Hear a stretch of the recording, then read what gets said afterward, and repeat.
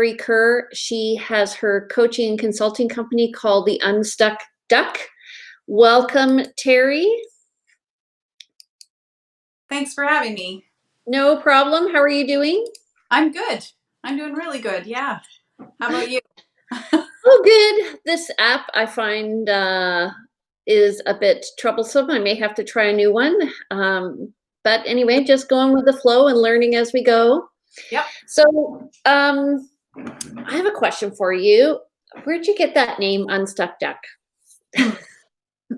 Well, my kids were little. So first of all, I was speaking with a branding coach when I first decided to become a coach.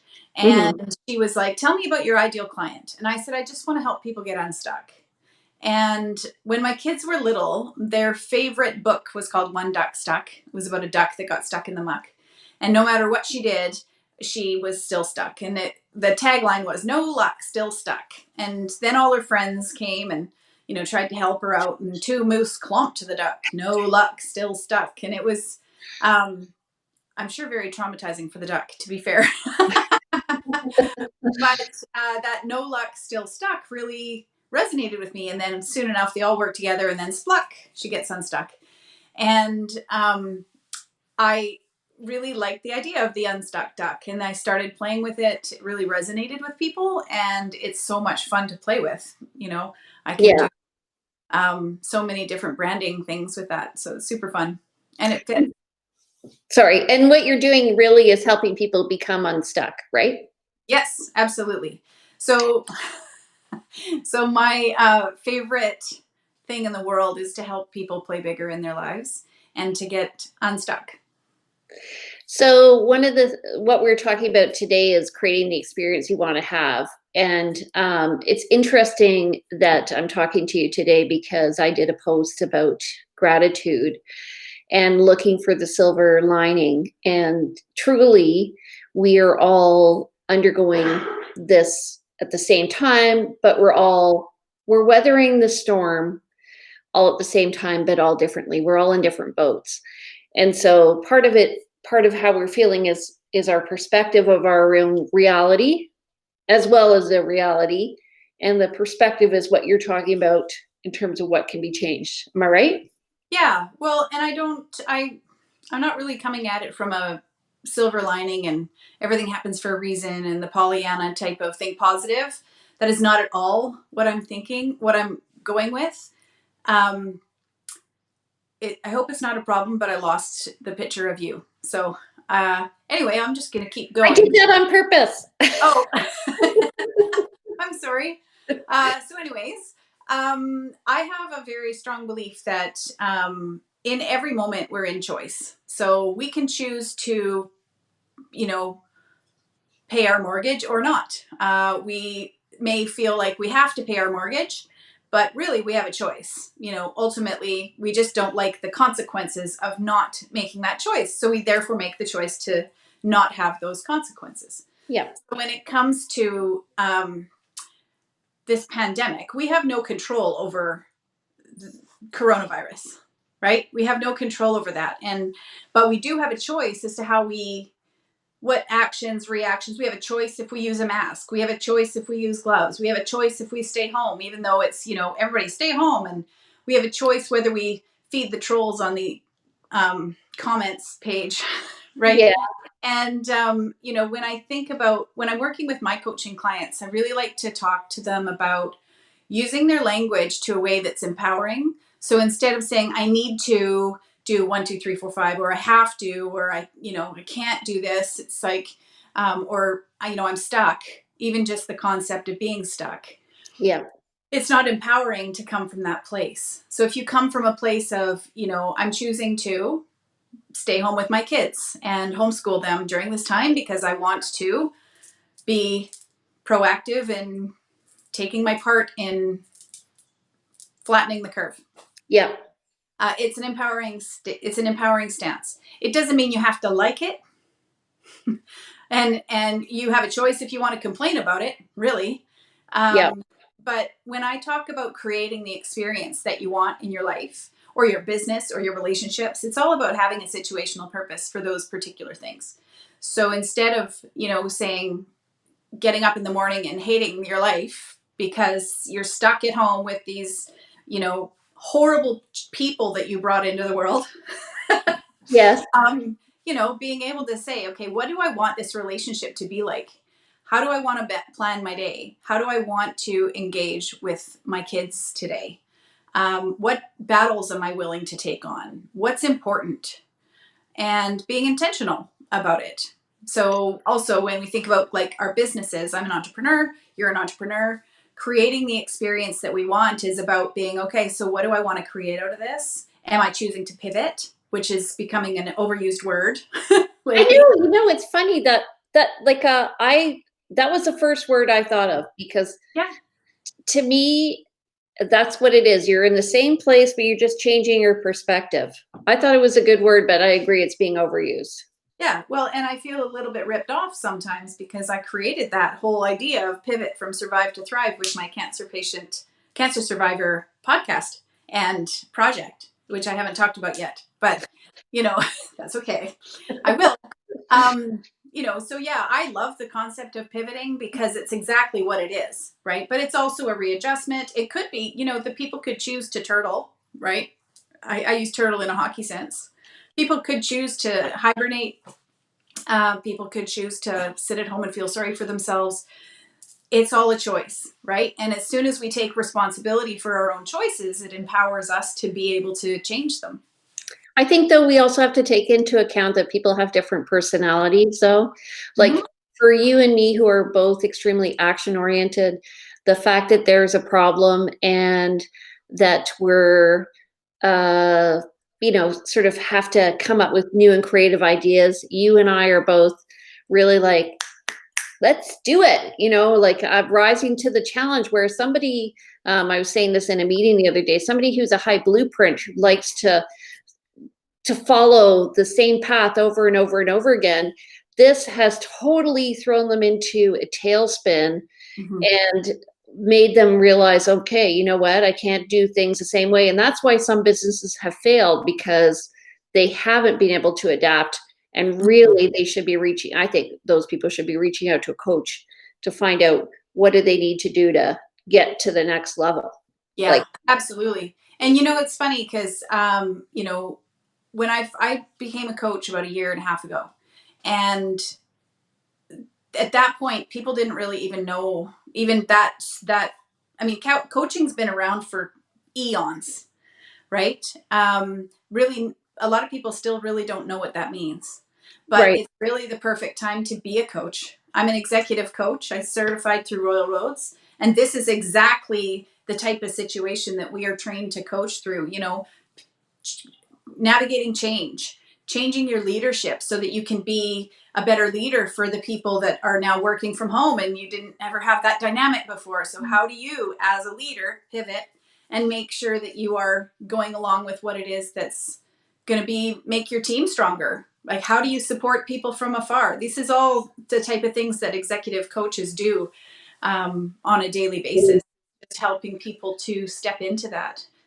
Yeah, I agree. And also, well, I was going to say, because different people have different needs, what you have to do is kind of analyze their personality style and management style, and just figure out what their strengths are, use their strengths, whatever their weaknesses are, get them support in that direction, and then help them moving forward. And to me, I realized, well, my daughter pointed it out, that I'm not one to um, I'm not one to sit around and just do nothing. She's like, I can't see you ever being retired, Mom. But my objective was not just to be busy, but to be supportive. And for me, in my industry right now, there's really nothing I can do real estate wise, but there's stuff I can do interpersonally. And I've found that some people right now are going through a bit of a pity party about poor me. Oh, this is, I'm what are people doing for me? Whereas I think if they take the choice, and what you're saying is step into their power, that's so true. If they come to it from the perspective of, how can I help the community? How can I support people? I think that they at the end will be way further ahead. Mm-hmm. If anything, because they'll have better relationships with other people. Don't you agree? Mm-hmm. Well, and it also it's about building resiliency, right? I mean, this is a pandemic, came out of left field. What's the next thing that's going to happen? I had a great conversation with a doctor who lives next door to me the other day across the fence. We were having beers across the fence and just said, hey, like, he's like, what scares me is that back in like World War II days, people were still of the, I'm going to sock away however much I can for a rainy day because Yep. they realized that rainy days came. And now people just say, how much do I have left on my line of credit? And it's all Yep. borrowed. And so this is a really great eye opener for us to be like, how am I going to do my business differently? How am I going to work my finances differently? Am I going to to me, and I mean, I have been criticized for being a little bit, well, I've been called a Pollyanna in this process because Whatever. I'm not willing to stand in the scarcity mindset. And you know what? This is the comfort zone. If we think about the comfort zone, this is as far out of our comfort zone as we can be. Yeah. With regards to some things, I mean, honestly, we haven't had a bomb dropped on our head, or we're choosing to stay home and follow the advice of Dr. Henry, which I have all the love for her, and we're choosing to do this. So guess what?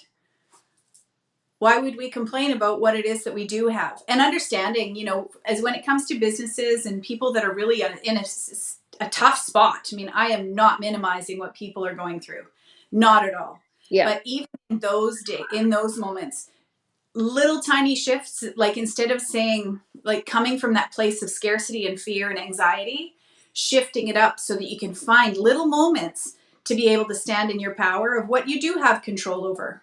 Like, okay, so my kids are older, but I can just imagine when my kids were little, suddenly being forced to homeschool, right? Yeah. I'm sorry, you're not forced to homeschool. You're choosing to homeschool because it's important to you that your kids still get an education. Or you can choose to take this time to let them play on the PlayStation for 24 hours. You can also choose to, take them and teach them how to garden or how to cook. Or I watched your sourdough video. That was Yeah. awesome. So Yeah, like there's so many opportunities here. It's just if people are willing to do it, and oftentimes it's just that they're stuck. They're so stuck in their ways of being and in their.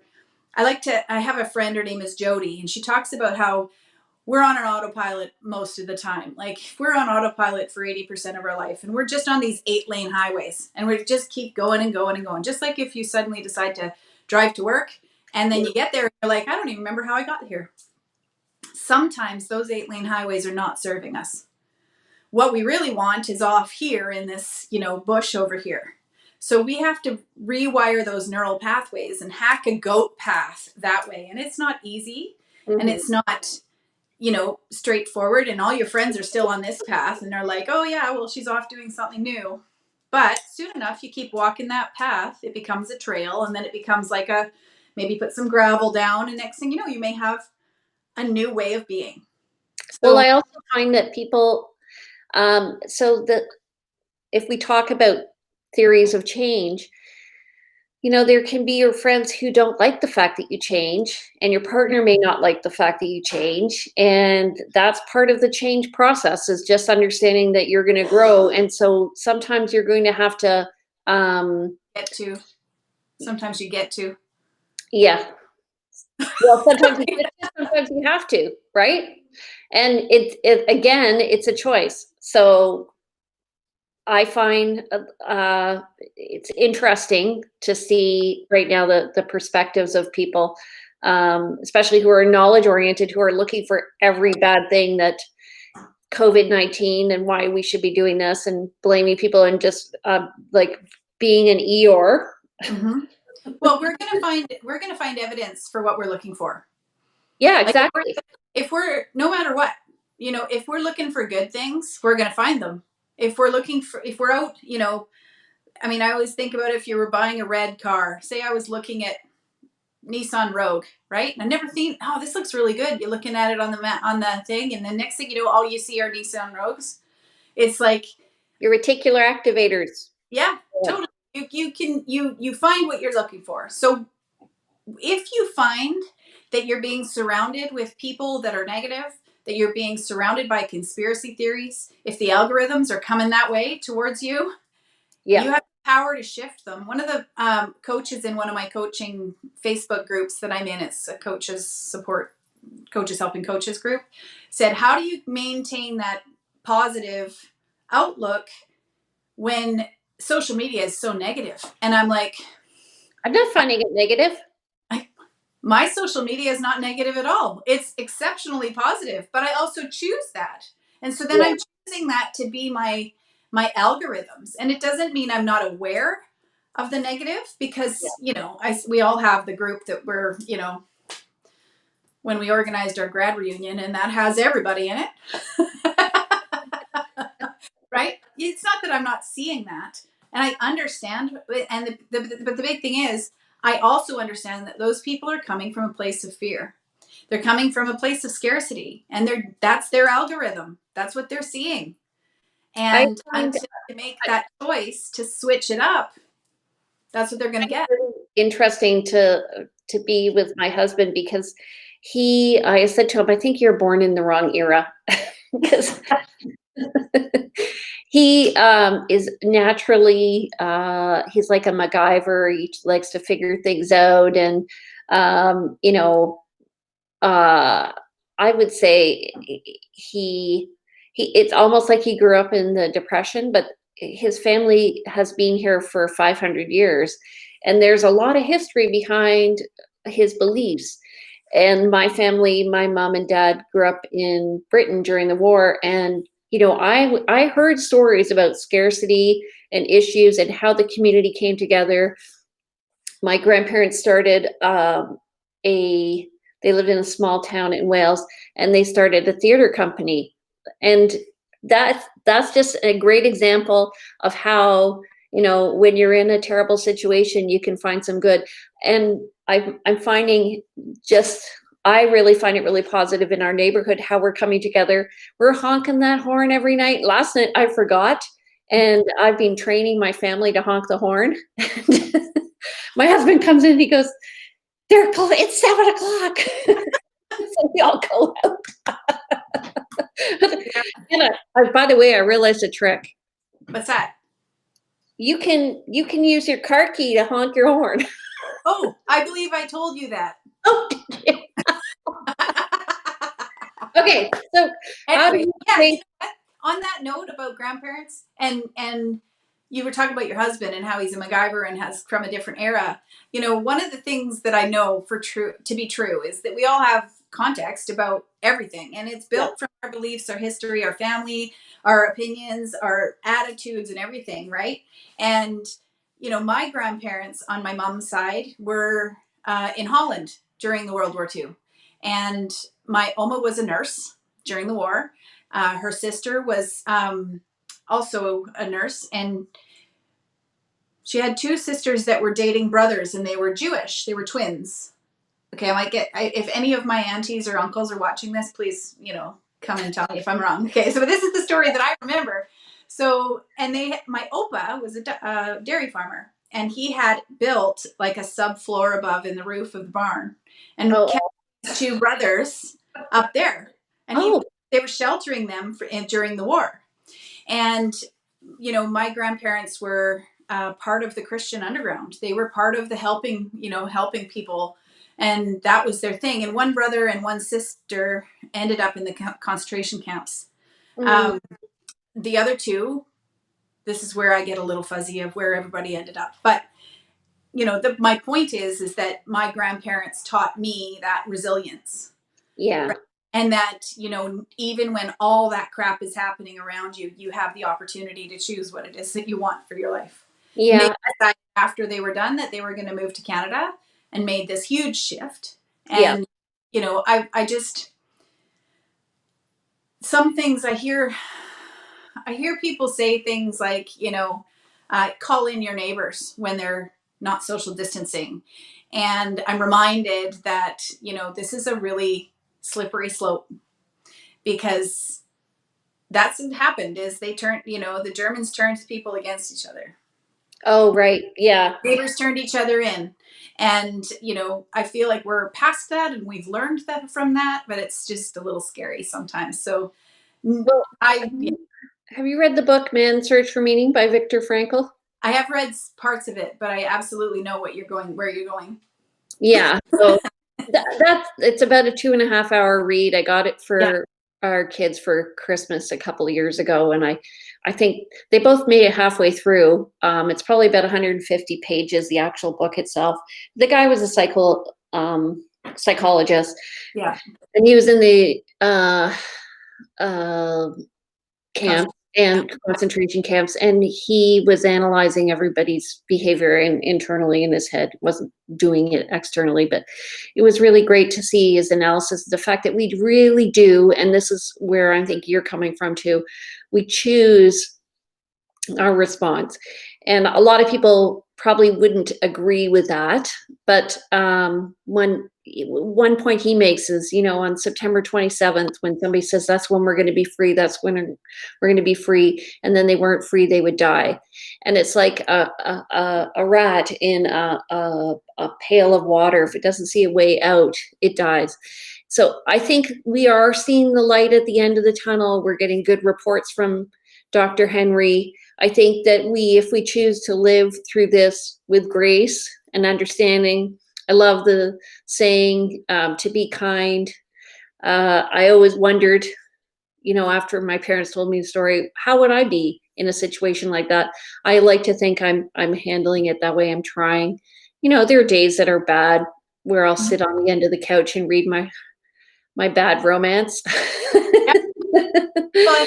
Well, I had a moment today. I started out my day with an amazing call with some of our women that we know mutually from our women's network. And then I had another coaching call, which was just phenomenal. And then my dog ate my sunglasses right after that. So I'm coming up on this huge high.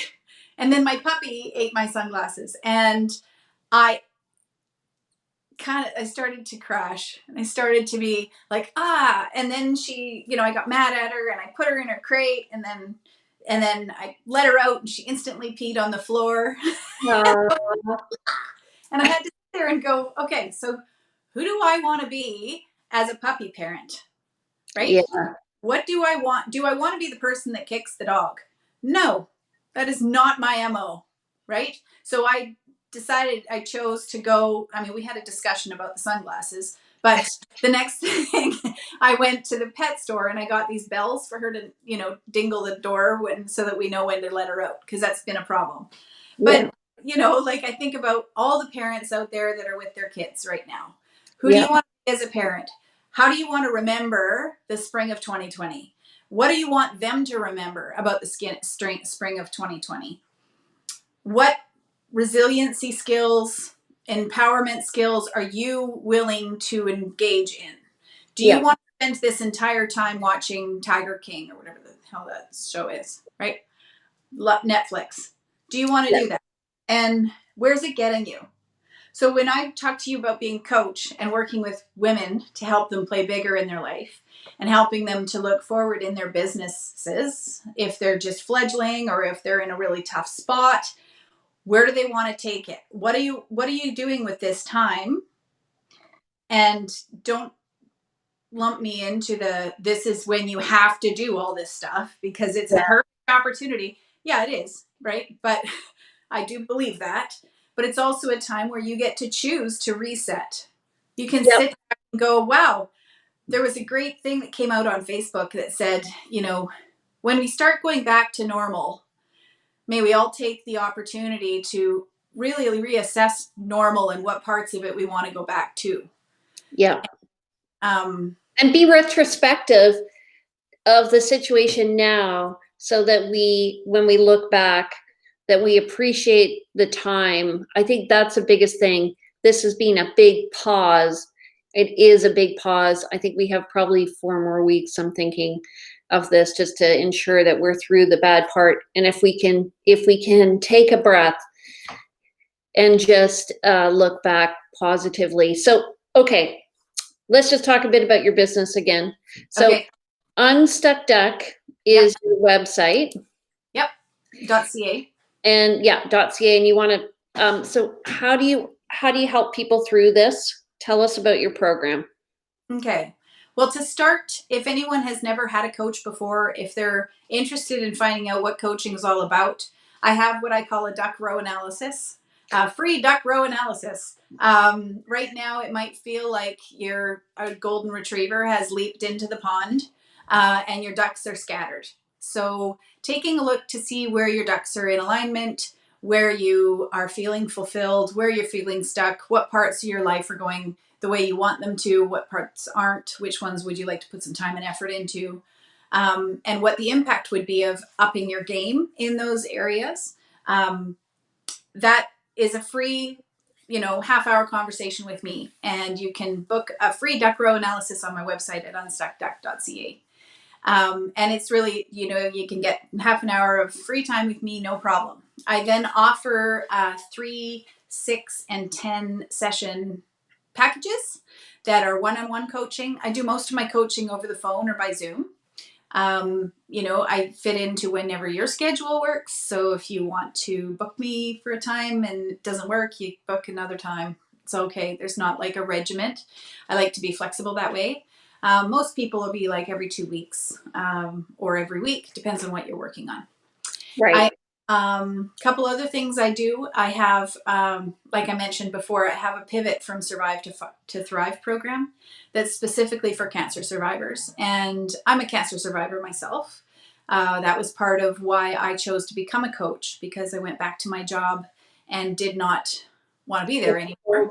Yeah. So I pivoted and went Well, back a completely different direction.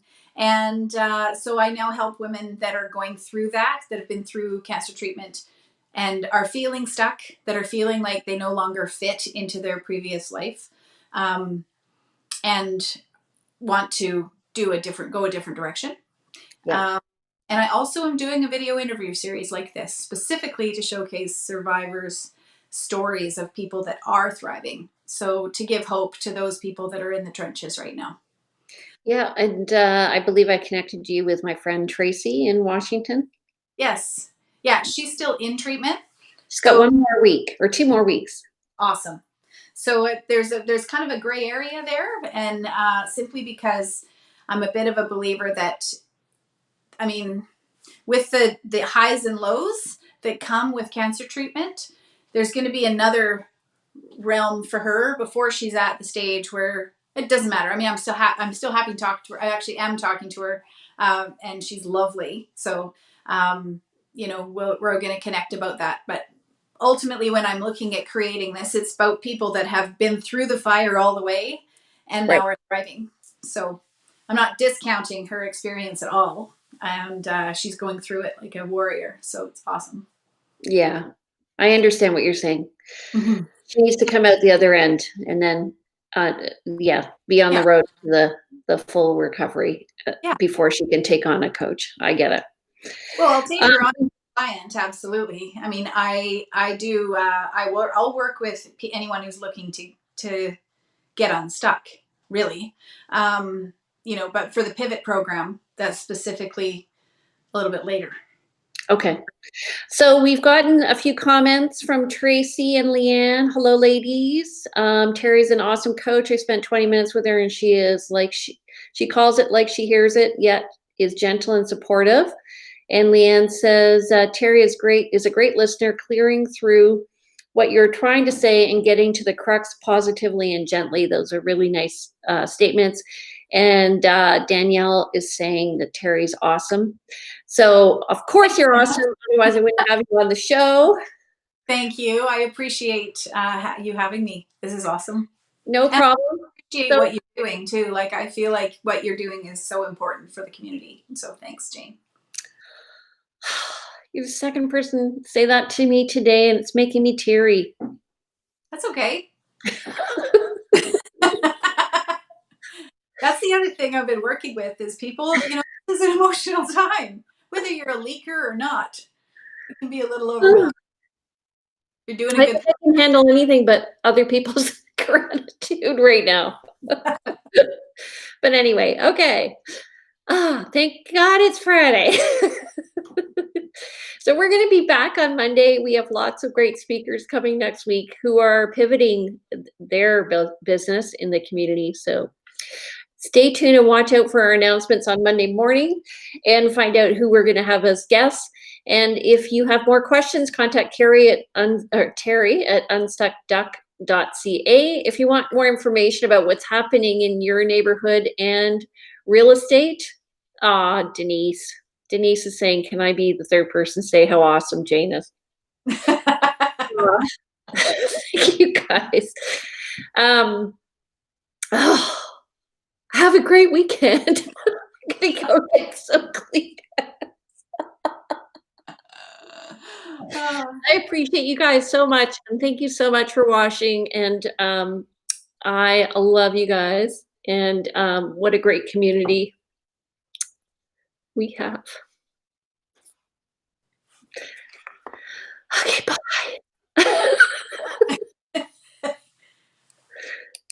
Okay, you can stay on the line. Oh my God.